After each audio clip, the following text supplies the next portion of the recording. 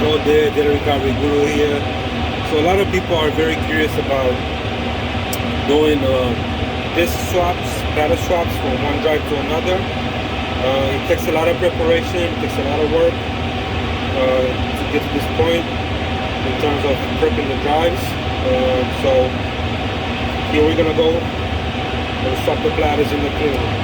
Sorry about the noise, this is the fan running in the background. So here we go.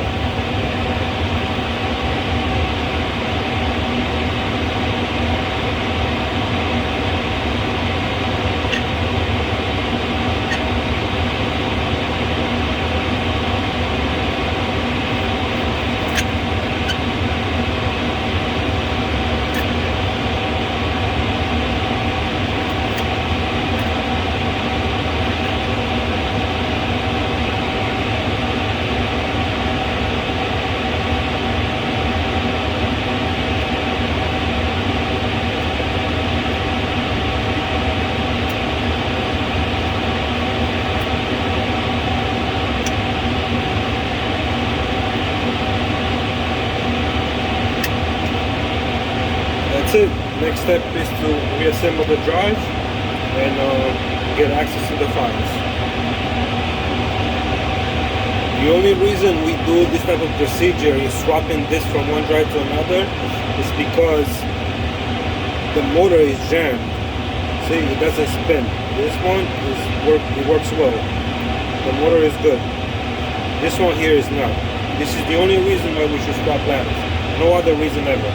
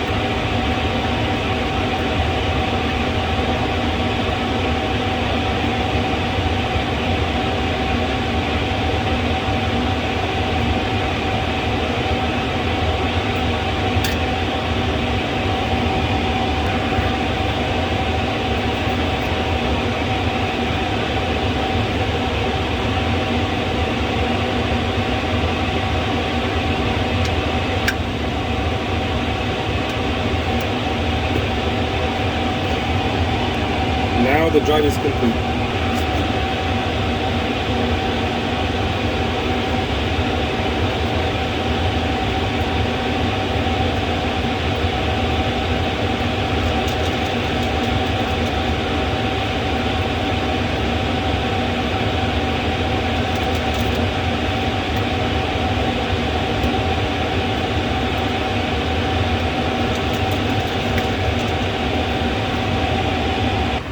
Alright, the drive has been reassembled. Those are the discs from the donor. This was the chassis that was damaged, so it doesn't spin. And let's get ready to test and see if we can access the files. Okay, so here's the customer's drive. Is this guy here. So the serial number on this drive is ending in E9NA. And to show that the drive is actually in working condition, here it is. See how it's initialized correctly? E9NA, it's a 320 gigabyte drive. See, same model, serial number, firmware, and capacity. So, model, serial number, firmware, and capacity. 320 gigabytes. So this platter swap was successful. The drive is in working condition. We are going to begin the cloning process next. Right now we are saving the firmware. Just in case the drive has issues, we can modify the firmware and keep the drive stable. So that's it for this guy. Clone the data, extract the files to a brand new external drive, and we should be good to go.